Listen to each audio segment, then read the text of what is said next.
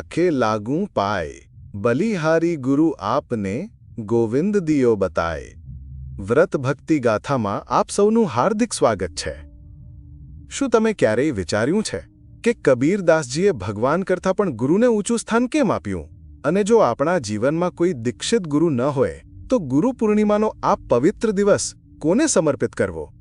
આજે આપણે આ જ રહસ્ય પરથી પડદો ઉઠાવીશું અને હું તમને એ પણ જણાવીશ કે ગુરુ પૂર્ણિમાના દિવસે આપણે સબ જાણીએ અજાણીએ કઈ એક મોટી ભૂલ કરી બેસીએ છીએ જે આપણી ભક્તિને અધૂરી રાખી શકે છે। આ જાણવા માટે વિડિયો અંત સુધી જરૂર જોજો। અષાઢ સુદ પૂનમ એટલે કે ગુરુ પૂર્ણિમા।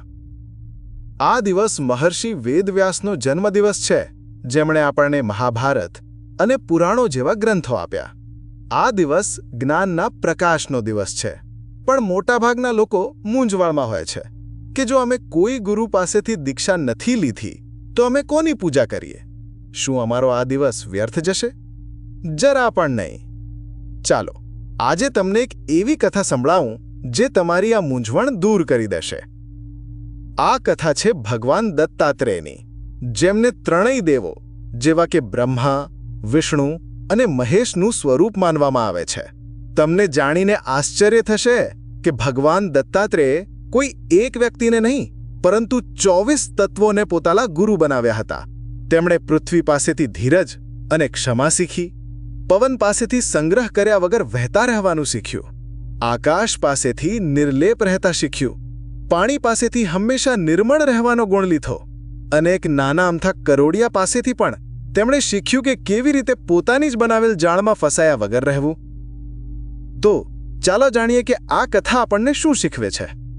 એ જ કે ગુરુ કોઈ એક શરીર નથી, ગુરુ એક તત્વ છે, એક જ્ઞાન છે। જે પણ વ્યક્તિ, વસ્તુ કે પરિસ્થિતિ તમને જીવનમાં સાચો માર્ગ બતાવે, અજ્ઞાનના અંધકારમાંથી બહાર કાઢે, તે તમારા ગુરુ છે। તમારા પ્રથમ ગુરુ તમારા માતા પિતા છે, જેમણે તમને આ સંસારમાં આંગળી પકડીને ચાલતા શીખવ્યું। તમારા બીજા ગુરુ એ શિક્ષક છે, જેમણે તમને જ્ઞાન આપ્યું। તમારા ગુરુ શ્રીમદ ભાગવત ગીતા જેવો પવિત્ર ગ્રંથ પણ હોઈ શકે છે, જે તમને એકલતામાં જીવનની દરેક મૂંઝવણનો માર્ગ બતાવે છે। અને તમારા ગુરુ તમારો પોતાનો આત્મા પણ છે, જે સાચા ખોટાનો આવાજ બનીને તમને હંમેશા સાવધાન કરે છે। તો હવે વાત કરીએ એ એક ભૂલની જે આપણે ગુરુ પૂર્ણિમાએ કરીએ છીએ। એ ભૂલ છે ભેદભાવ કરવાની। આપણે ફક્ત દીક્ષિત ગુરુને જ ગુરુ માનીએ છીએ અને જીવનમાં જ્ઞાન આપનાર અન્ય સ્ત્રોતોને ભૂલી જઈએ છીએ। આપણે માતા પિતાનું અપમાન કરી દઈએ છીએ, સારા પુસ્તકોને ધૂળ ખાવા મૂકી દઈએ છીએ અને જીવનમાં મળેલા અનુભવોમાંથી શીખવાનો ઇનકાર કરી દઈએ છીએ। આ જ સૌથી મોટી ભૂલ છે। ગુરુ તત્વનું અપમાન કરવું એ આપણી ભક્તિને અધૂરી રાખે છે।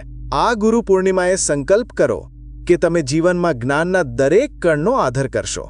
તો ચાલો જાણીએ કે આ ગુરુ પૂર્ણિમા તમે કેવી રીતે ઉજવશો। માતા પિતાનું પૂજન।